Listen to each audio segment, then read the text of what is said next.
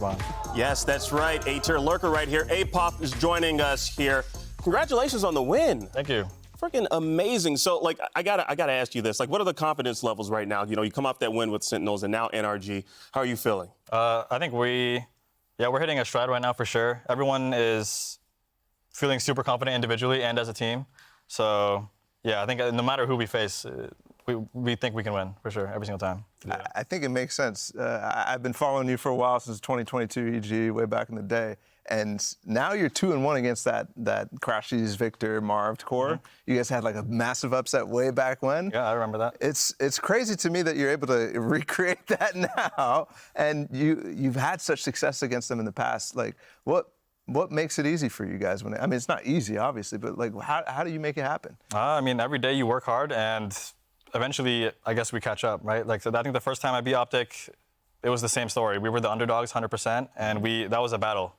I think the second match we got destroyed, and this time I just, throughout that entire span, since the last time I faced them, I've just been working hard every single day. I'm sure it's the same for all my teammates, and eventually we see that it pays off. Yeah, I mean, there was a lot of time between those, all the time you spent on the reserve roster last year, so I wanted to ask about your experience there, going from the EG reserve team, working with the main lineup last year, now moving into the actual starting roster. What has that whole process been like for you? I mean, I'm playing with, honestly, I'm just excited to play again, because the reserve roster was, for a competitor, it's very hard to just sit for an entire year, only play scrims, and you're not even playing scrims to lose, to win, you're playing scrims to lose. Like, the entire goal for us was to play the main roster until we lost to them, so that they would be ready. So, like, yeah. Right. I mean, that makes sense. I mean, yeah. Did that just make you super hungry then, coming into this year? Like, I have a chance, time to actually, like, go hard. Yeah, I'm hungry, but, I mean, I think I'm just grateful that I get to play a match. Sure. How did that feel last year when, you're on the reserve roster, you're watching the main roster kind of, like, have a slow start, and then they start creeping up, much like you guys are doing this time. Yeah. And then the knife happens, and then they're going to Tokyo, and you're watching from the sidelines.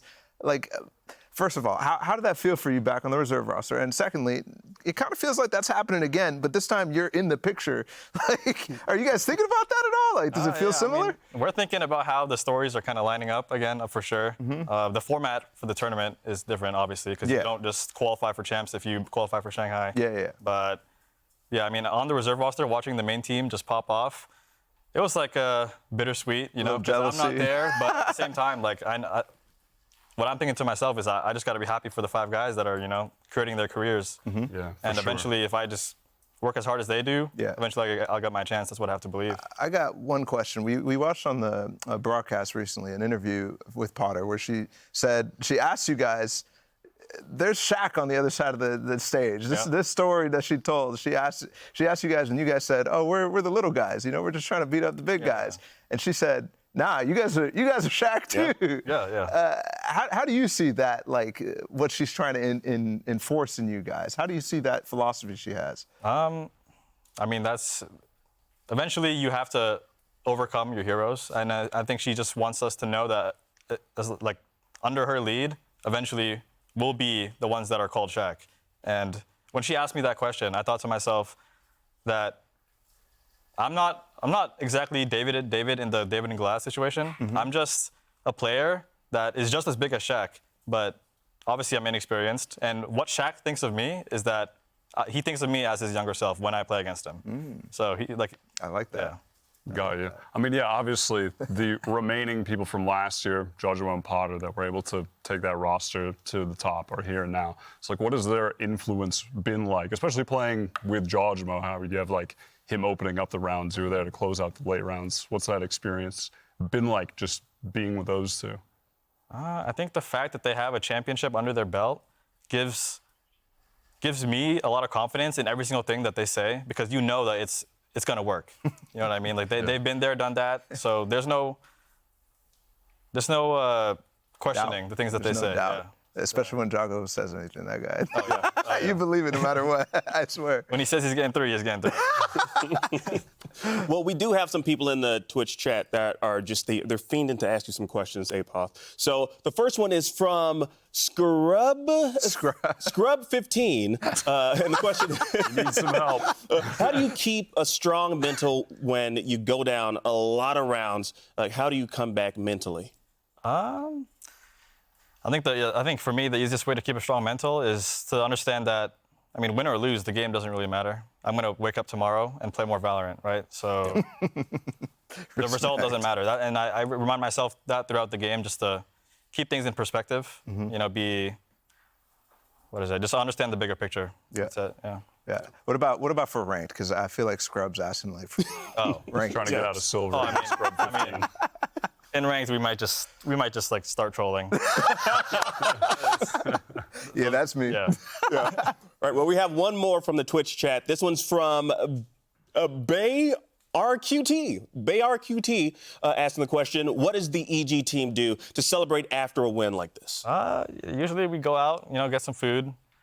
We work really hard every single day, so honestly, I think everyone just has their individual hobbies, and we just go and chill after the game. But where are you going to eat, though? Oh, there's this place called McDonald's? Yeah. Let's just keep it basic. Nothing wrong with Mickey D's. We don't want to give up our location. Yeah. Trying to dox yourself. Well, you know what? It's time. Thank you so much, Apoth. It's time to wrap things up for the day and check out our Alpha and Omega standings right now. As you can see, we got Crew still up at the top. We'll see what happens tomorrow. They are playing, of course, and let's see, where do we have EG? Right there, looking at the Omega, third place right now. It all comes down to the G2 loud game. Yeah. We mentioned it a little bit. That game, that would force them into like a little tie situation with you guys, which that is true. Would be super interesting. And obviously, it might be our 100 Thieves. Yeah, and we definitely got to mention 100 Thieves are locked into playoffs. So shout out to them for acing that. Yeah. I believe Crew, they're not locked in, but according to the flowchart, they have a 98.6% chance of making it. So pretty good. And at the bottom, sadly for the Sun City, they're sitting at a 0.36% chance of making it. So, wishing them the best, but that's tough. Yeah. Well, you know what? Let's talk about what's happening tomorrow. We're closing out the week with one last match. You'll see the undefeated Crew take on 100 Thieves. Hey, Apoth, I got to ask you who you got in that one. My boy's 100 Thieves. That boy Boostio. Dang, really? He's going to lead them to victory. Okay. I see the respect, but Crew's 4-0 right now. Yeah. Those guys look mighty real strong. good. One team's got a champ, one team doesn't. True, absolutely. Yeah, well, you know what? This today was just freaking phenomenal. Apoth, got to give it up to you once again, and shout out to Evil Geniuses for securing another win. Thank you all so much at home for watching, and you know what? We'll see you all tomorrow. Peace. Thanks, Apoth. Good job, man. Thank you. GG's, man. Well played. Good interview, too. Very nice. Nice to meet you. Yes, sir. The dart to buy some time, and he takes a swing anyway. Doesn't commit to the plane and gets a shot to Vanity anyway. Disaster once more in a Red Bull clutch for Furia. Flash Conan holding the line. The first found, the second. Make that three. Vanity on the other side played spoiler before. Not this time. Furia destroy Cloud9. Everything as Vanity pushes forward, gets two, tries to get the third, but Zeppa's there to clean it up. You didn't take those kills, Rumble. I was about to go crazy. Oh, he knows. Oh. A little bit of medicine returned. Not wanting to. And Oxy tees off.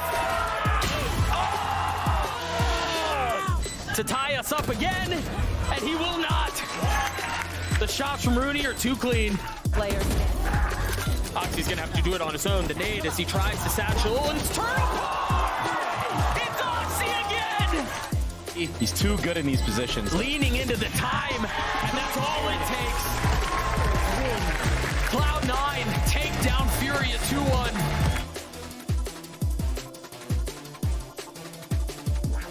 Oh, you're going to clean up so much more, this guy. Just on fire right now. Again, that's a point of view talent here. Movement is just excellency. Don't beat again, baby. Nobody can really take it. Adjustment. Right! Juggernaut! Goodness me! What is that finish? Gee, them two feeling it! What a call to make! At hand, fault line forward to the Satchel, didn't connect with the stun, matters not! Still with the kill! Seen clutches from him, but for NRG, that grueling finish! Right to the line! Just tightening up the mistakes from Ascent. Well, as I say that, yeah, spraying it and praying with it, the blinds just immaculate. Along with that, the rockets and flying away! What is that?